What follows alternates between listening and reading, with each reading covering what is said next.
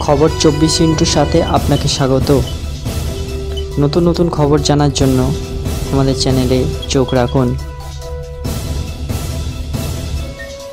বাজার থেকে মানসিক ভারসাম্যহীন এক মহিলাকে প্রথমে অপহরণ, তারপর তাকে গণধর্ষণের অভিযোগ। ঘটনায় এক অভিযুক্ত গ্রেপ্তার। মর্মান্তিক ঘটনাটি পূর্ব মেদিনীপুর জেলা একরা থানার এলাকায়। জানা গিয়েছে গত 20 জানুয়ারি রাত্রিবেলা ওই মহিলাকে তুলে নিয়ে যায় অভিযুক্ত যুবক। অভিযোগ, এরপরে স্থানীয় একটি পরিত্যক্ত এলাকায় কয়েকজন মিলে তাকে গণধর্ষণ করেন। এদিকে ওই মহিলা চিৎকার করতেই এলাকার বাসিন্দারা চলে আসে, টর্চ নিয়ে বেরিয়ে আসেন তারা।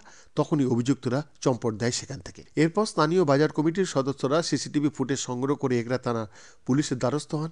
এগরা থানার আইসি স্বপন গোস্বামী সিসিটিভি ফুটেজ খতিয়ে দেখেন এবং দেখে অভিযুক্তদের মধ্যে একজনকে চিহ্নিত করেন। এছাড়াও ওই বাজার কমিটির পক্ষ থেকে লিখিত অভিযোগ দায়ের করা হয়েছিল।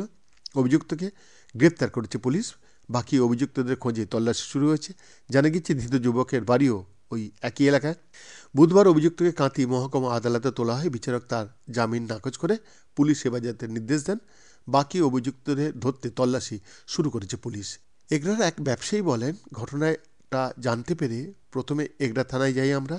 পুরো ঘটনাটি এগরা থানার আইসি স্বপন গোস্বামীকে জানায়। পুলিশ একজনকে গ্রেপ্তার করেছে। এলাকার অনেক স্থানীয় ব্যবসায়ীরা মদ বিক্রি করেন।